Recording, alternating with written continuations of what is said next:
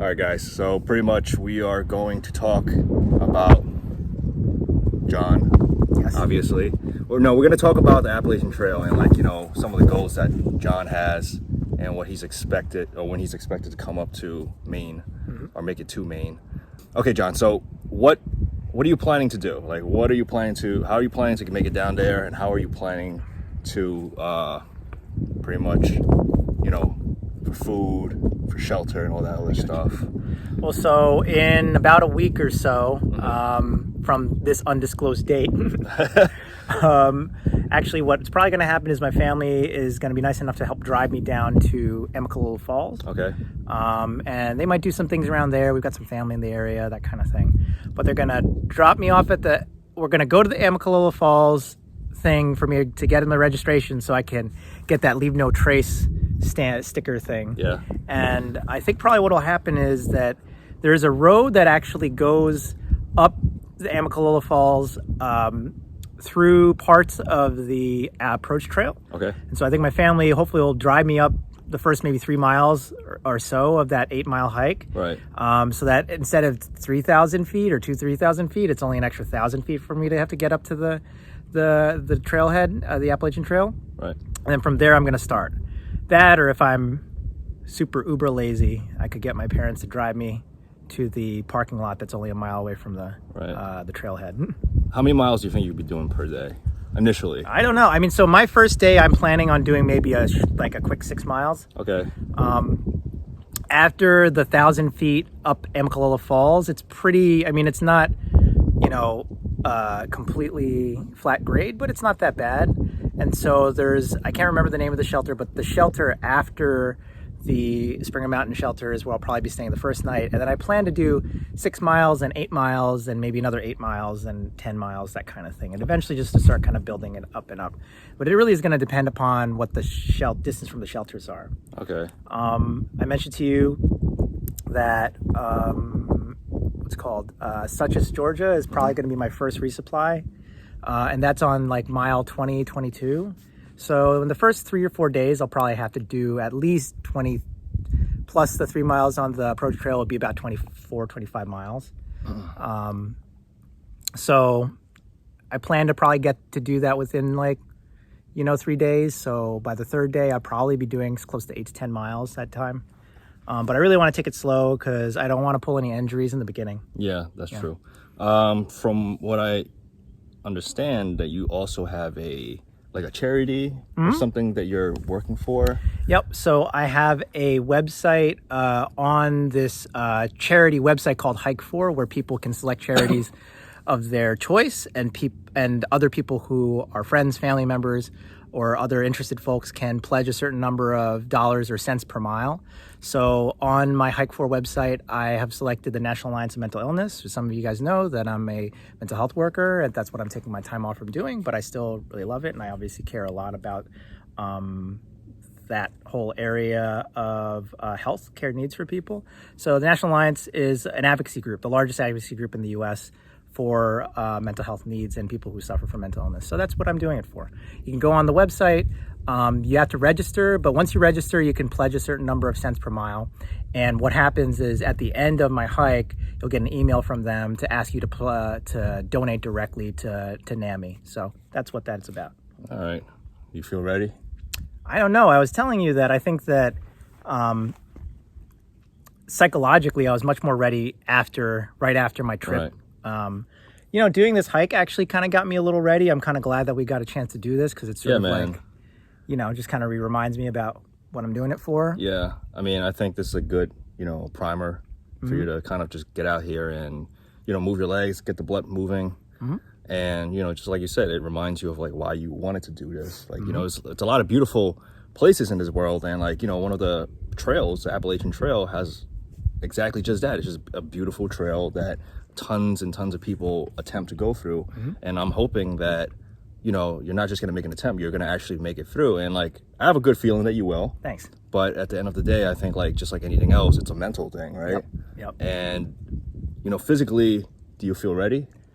physically, I feel like I'm getting there more or less. Okay. You know, like I told you, I was feeling kind of crummy about a month ago, or about a week or two ago, last couple days. But it's not anything that I feel like is super serious. Yeah. That I'm pulling a fever or coughing, but just feeling kind of crummy.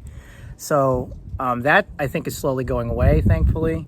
But yeah, physically, I think I'm pretty much about as good as you could probably get. I've been exercising. I was telling Owen that I gained at least 12, 13 pounds, maybe 15 to 20, maybe more, maybe close to 15 pounds, which I'm hoping to be able to use because, you know, there's not nearly enough calories that you can get on the trail. Yeah. Yeah. So, and how about mentally? Do you feel like mentally you're ready for this? Man, I think I'm going to be, I think you'll have to ask me when I'm on my first couple days, but I feel like like I said, I'm getting more confident with this.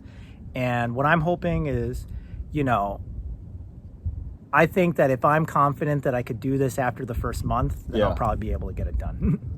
You know, with the temperature warming up, I mean, like today up here in the north, it's about 60. Yeah. They say it's about 68, but in reality right now it feels like maybe it's like the low 60s. I don't know. I mean, pretty warm. But... yeah, it's pretty warm. I think going down south, you're probably going to hit a pretty decent weather pattern. So if that's the case, then like, you know, you're not dealing with the cold, you're not dealing with like having to have extra clothes or I don't know, more gear, more winter gear, like the previous season AT people. And as you'll see, I'm starting out with some winter gear-ish, but I'll probably be sending that away pretty quickly. I mean, that's one of the things also is if you decide to go early, then you have to deal with the snow. We've seen some videos of people like that. Right. Unfortunately, a hiker lost his life recently. And not even he was on the approach trail. So, I mean, you always have to weigh your risks and your benefits. You know, the benefit of going around this time is it's going to be a little bit warmer, but it's not going to be at the end of the beginning when people start the AT. All right, well, we're just going to take a look at the gear right now, what John's planning to bring, what he might also bring that he might not show today, and we'll see, okay? All right. So today I'm just going to show you what I have packed for my AT hike. This is going to be basically almost every major thing except for my top and my underquilt because I didn't bring it on this hike today. I didn't really want to stuff it. And there's a couple other small things that I'm going to probably put in. But from top to bottom, I'm just going to show you what I've got. And show you again that you don't need to necessarily carry a ton to be on the trail. And even for me, I've got some things that some people don't necessarily carry. But first, we're going to start with my hiking stick and my trekking pole. Most people use trekking poles, but I really like this hiking stick, and I'm hoping to be able to use it all the way up. I guess if you see my video, I went to the guys who made this in Waco, Texas, Brazos walking sticks. I just outfitted it with a new carbide tip, which is a black diamond carbide tip that I had the Brazos people be able to kind of make threads for. I reinforced the tip with some epoxy, this whole area, so just to kind of make sure that it's as sturdy as it can be. I have a Lecky Cristallo, which is just a hiking pole that I got online for, I don't know, it was maybe $40, and it's always been fine. I've never had any problems with these, so these are going to be my hiking poles. Recommend anybody, if you're doing any kind of long-term hiking, that you want to be using hiking poles just for safety's sake, if anything. And this is my pack. Many of you guys may have seen it. If you want to continue, if you watch any of our videos, this is the Gossamer Gear Mariposa. Weighs, I think, just over 2 pounds.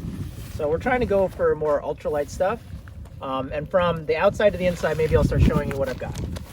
First thing I've got is, here is, I think it's like a 1 to 2 day ultralight adventure medical kit, waterproof adventure medical kit. So this is my emergency medical kit that I'm going to be carrying. I'm also going to probably be getting some more bandages and some Neosporin and things like that I'm going to carry separately. But this is always good to have just in case something happens. I know some people who are super ultralight wouldn't carry this, but I feel like you need to in order to, you know, just like be able to deal with some of these eventualities. Even, you know, even if you need to go to the hospital, you maybe need to kind of do some of this stuff just to kind of get yourself there. Just recently tried out the Knock Outdoors water bladder that people use to collect water, and thread it onto this Sawyer's regular size squeeze, which you've seen me use before. seems to be working fine at this point in time. It's a 2 liter, so that's going to be one of the, basically how I'm going to get my water source stuff. Put this in this little mesh pack. I have, as many of you guys have seen this, it's my Nalgene Canteen bottle. I was debating with Owen about whether I wanted to take this, but it really isn't that much weight, and it's good in case you need to store some extra water. That's sort of my water situation.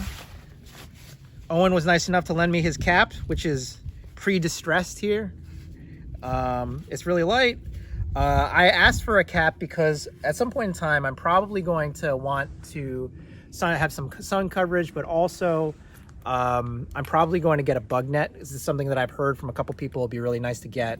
I don't know if I need it 100% right when I'm on the trail, but I'm probably going to get a bug net at some point in time. And it's a nice, really lightweight Ultra REI baseball cap. And so yeah, thank you, Owen, for this very much. Let's see. So this is one of my consumables. It's everything in my front pack. This is one of the larger MSR isobutane cans. It's like the medium sized. I wouldn't normally carry one that's this big, but I've got an extra one. So I'm just gonna carry this for maybe the first, I don't know, this is probably good for a good 7+ days on the trail. Continuing on from the outside, I have my eating utensils situation. Got a Cedar Summit spork. I got a plastic butter knife that I got from Chipotle. I've got, I think this is also a Cedar Summit scraper for cleaning out your pot. I got the Crunch It tool, which people say I don't necessarily need, but I don't know, I figured I'd keep it, just see if I need it. And the Crunch It tool, what that is it's to be able to put holes in the isobutane canisters so that you can dispose of them legally and recycle them, that kind of thing, and safely. Inside this little Dyneema fabric bag, I've got my little cook system situation here, which I probably have to wash, but this was normally where I put my small size isobutane canister in here. I've got a lighter, and I've got the bootleg BSR mini, the bootleg BSR mini stove. So hopefully this continues to work. It may not work all the way, but you know, then maybe I'll have to just cold soak some things. But I've used this several times. Used this on in Yosemite. Use this in other places. Seems to work okay. It's not as efficient. It's a lot louder than Owen's MSR Pocket Rocket Deluxe, but it's also smaller and weighs, I think, a little bit less. So that's kind of what I figured I'd do. You know, some people like the alcohol stoves. I'm not the biggest fan of the alcohol stoves. That's my kind of cook. I don't want to say system. Everyone says system, but it's my cook system situation is kind of what I want to call it. But got that on the outside, and it's pretty resistant to the rain. But that's what I got the little bag for. Okay, my bathroom. What I set up for bathroom. Got a trowel. Again, some people don't carry a trowel on the AT. I feel like it's a good idea to carry a trowel. So that's why I'm carrying just this plastic trowel, which I've had forever. Some toilet paper. I'm gonna put a little thing of hand sanitizer in there as well. Just that way I have multiple places to have hand sanitizer. That. I might carry some of this. I've got some leftover 30% DEET, but I've moved over to picaridin, which I also have in here. It's my Sawyer picaridin. Yep, picaridin propellant, which I think works okay. I'm also going to be treating all of my clothes with permethrin. So that's for all the outside pockets. Let's look at the inside pockets. So this, any of you might have seen, is my this is my tarp, which I'll put over my hammock. So one of the new additions, there's 2 new additions to this, which I'll show you at the end here, is one new addition is I put the alien, I can't remember what to call it, alien gear, loop alien, yeah, which kind of helps you secure this to a tree a little bit faster by cinching it around. And then I also put these tags just recently, these reflective tags, kind of to be able to help me get to this in the middle of the night in case I need, because I didn't think it was as big a deal, but now that I realize, like, this is all, you know, brown camouflage, which is not easy to see if you need to get, you know, you get more than maybe 100 feet away. So that's a tarp. I recently redid all this stuff with new Zing It line, which is better than the whatever you kind of call line that I got at the time. Got my bag here with, just pull one of them out. My MSR mini groundhog steaks always work well for me. Still have dirt on them probably from Yosemite. I have, oh, these are my, I have my straps, which I've again put some high vis 550 cord. Got a little bit of 550 cord. Maybe I might bring a little bit more of that, but it's always good to have some extra cordage. Oh no, yeah, I do have some extra cordage in here. And just make sure I've got my second. Yeah, these are my 2 tree straps, ultralight tree straps.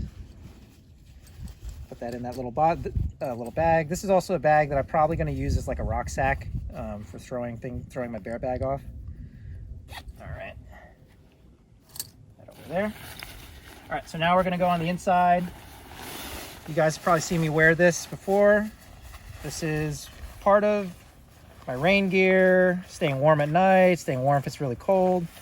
So on the outside, I have the, what's called the Outdoor Research Helium 2 jacket, which is super ultra light. I think it weighs at like, I don't know, like six ounces, something like that. It's really, really light. It's not going to keep you 100% dry if it's really rainy, but it's going to keep you dry enough. Got my Patagonia down sweater, I think is what they call it. I've had this for years, and it's great. It's something that I plan to wear maybe at nighttime or if it gets really cold, but I even just wear that during the regular day. All right, so speaking about my bear bag, this is something you guys may not have seen recently. This is my bear bag. I was given a suggestion to not just buy a bear bag, but just make one myself. It's a Sea to Summit dry sack. I can't remember how many liters this is, but it's good enough size, more than good enough for I think 3 to 7 days. Got some more Zing It line with a carabiner, which what you do is roll this up, clip this on, clip the carabiner to that, and then throw the rucksack over the tree. You want to be, I guess, like 12 feet up and 4 feet away from the trunk and 12 feet up, and you hang this below a branch on the tree so that bears can't get into it, which is something that I've heard has happened. Inside here, I have toothbrush, toothpaste, which I'm probably going to replace. Not sure whether or not I'm going to cut the handle off of that. I got some Cliff Bars for today. Some tea, sport tea, which a friend of mine gave to me. It's actually pretty good. I might order some of that. And then I also have a second trash compactor bag, which I'll show you my first one. But this I'm going to use as a ground, just as like a ground tarp, and also backup trash compactor bag for my things. So I'll pull out this trash compactor bag, which is a way to kind of keep some of my things that need to be dry. So I have a bunch of things in here. Maybe you guys haven't seen this, but this is my new sort of torso length sleeping pad. It's a Thermarest Neo Air X-Lite. And so it's torso length. I debated on getting this because there are definitely going to be times where I'm probably going to stay at shelters, and I wanted more clearance off the ground because I'm kind of a side sleeper. So that's what I use this for. You see, this is apparently like the new version has this dual valve thing, whereas the older ones had like a more kind of outdated valve. So yeah, I bought that. I tried it out on my porch one night. It seemed to work perfectly fine. Got that in one of my stuff sacks. All right. So let's see. Pillow. I really think it's nice to have a little pillow. It doesn't really weigh probably no more than 4 or 5 ounces. So some of my clothes. I didn't even take take these out of the packages yet, but this is the Appalachian Trail Conference Darn Tough socks, which I just got actually as a refund, because some of my other Darn Tough socks had these hole patterns that like were wearing in like the arch of the foot where the arch should go. And I sent the socks back, and they have a lifetime warranty. They honored it, gave me money to buy stuff from their website, free of charge, free shipping. So I decided to get the Appalachian Trail Conference ones. Makes sense. I also have been hiking on like longer hikes with merino wool liners, which really seem to help for me in terms of reducing wear on my feet, which is something that I'm concerned about. Put that right there. So talking about like winterish gear that I probably may not carry for that long, but I have a mid-weight base layer, I guess that's what this is, from REI. It's synthetic. You might have probably seen me hike around with that. I've got your kind of traditional cotton waffle pants, thermal waffle pants, which I'm carrying. This is also pretty new. These are the Sea to Summit Helium rain pants. Some people say you don't need rain pants. When I'm hiking in the beginning, it might get a little cold, so that's what I thought I would have the rain pants for, is if it gets rainy and cold, then that's when you kind of run, the risk of getting really cold and it becoming an issue. I also figured maybe I might wear these as hand pants if I needed, if it's kind of during that period where you don't want to have shorts. It's my bandana. Got to wash this. It's a North by North, kind of like a buff, basically. It's merino wool. Served me really well. Oh, I forgot to mention, inside my jacket, I have also a beanie and some. I also have a beanie and some gloves. So this is my merino wool beanie from, I can't remember, what is it? -33. I got it on Mass Drop. It's really good. And this is my.